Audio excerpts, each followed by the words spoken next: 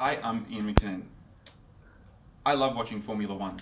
It's amazing to me to see the very apex of technological achievement being put towards seeing how fast you can get a car around a track. I remember in 2016 I was watching a race with Lewis Hamilton in it, and he was so far ahead. He was beating everyone, he was lapping other cars. There was no way he wasn't going to win the race. But suddenly, out of nowhere, his car broke down. He went from winning the race to not even being able to finish. Can you imagine how you'd handle that mentally and emotionally, being when you're doing so well at something and then suddenly something outside of your control affects you, so it stops you right in your tracks? Unfortunately, that happened to me. Imagine that the circuit that Lewis Hamilton was racing on was my literacy journey, and that I am Lewis Hamilton. I look just like him. I feel like my literacy journey was going really well. It was multifaceted. I was literate in many things outside of language, such as numeracy, information technology, sports. It was all progressing at a strong rate as well.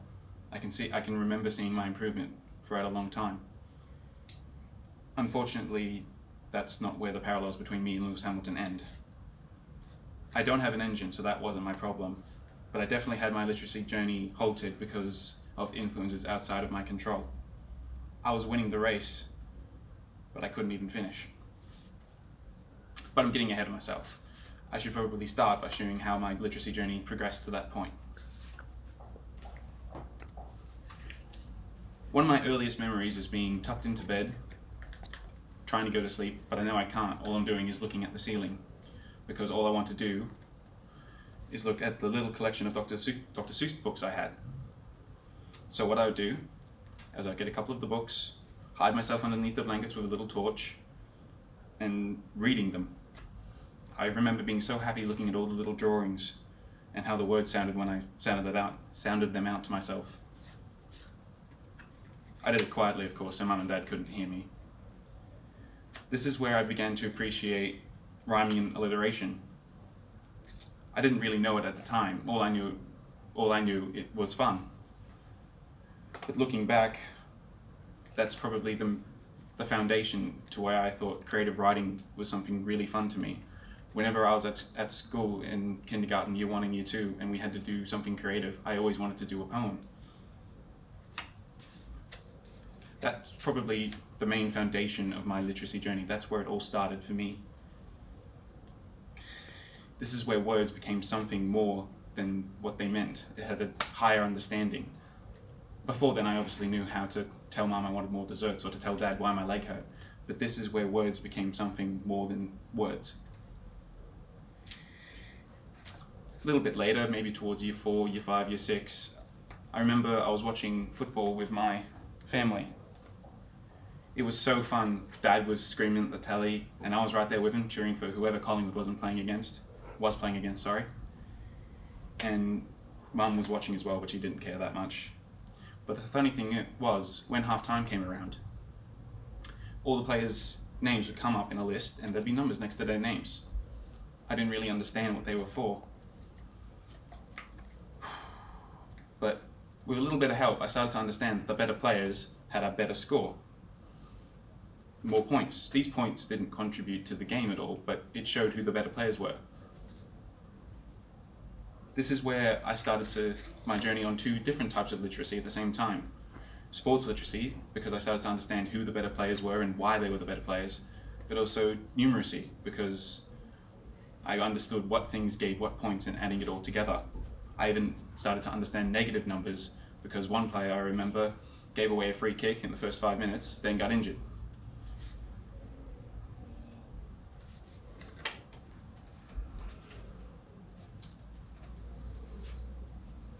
Towards the end of primary school, I remember really loving reading authors such as Paul Jennings and Andy Griffiths. There was something about the way they described everything. Everything had a unique feel to it, a unique idea behind it. It was reading books like The Gizmo, Just Kidding, Around the Twist, that I realized there was more to a story than just telling it. It was how you told it. Especially if you look back on Just Kidding. all it is a series of short stories about a small boy. On the face of it, it isn't that interesting, but the way it's described, the way it's personified, the way the adjectives are used, it's what made childhood me very interested in it. This is what led creative writing to become not just something I enjoyed, but also a strength of mine. I always wanted to be writing some sort of short story.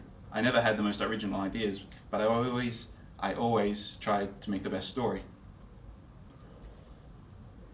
And it was also probably because of this that my weaknesses came into play, because I was always so concentrated on what I was writing that I never bothered to slow down and check my spelling or check my punctuation. And now that I'm going to be entering a profession where I'm going to be teaching children how to do that, it might be a good idea to learn that myself. For example, when I was writing this speech, it took me 3 attempts to spell profession. It's also going to help me with proofreading, which is another of my weaknesses, because the funny thing is, if you can't spell properly and you don't really know where commas and apostrophes goes, you really can't proofread that well. Moving on through high school, into and through high school, there was a certain type of literacy I was very weak with, and that would be interpersonal literacy. It wasn't that I wasn't talking to people, it was that I was talking too much. I couldn't understand why people would get so easily annoyed with me. I would always seem to be putting my head into other people's business. Literally. It's quite funny looking back to think that it was this inability to be able to socialize with people properly that probably was holding me back in a lot of other types of literacy. But I was able to slowly turn this around as I got a job working in a supermarket. It's quite an odd dynamic serving, because people, they want you to be polite with a big smile on your face, but they don't really expect that of yourselves. So you're finding yourself picking up on different social cues and body language of other people. A mother of 3 who's gone into the shops to do her weekly shopping and is trying to keep her kids occupied probably isn't going to be that interested in talking about what the weather was like that day.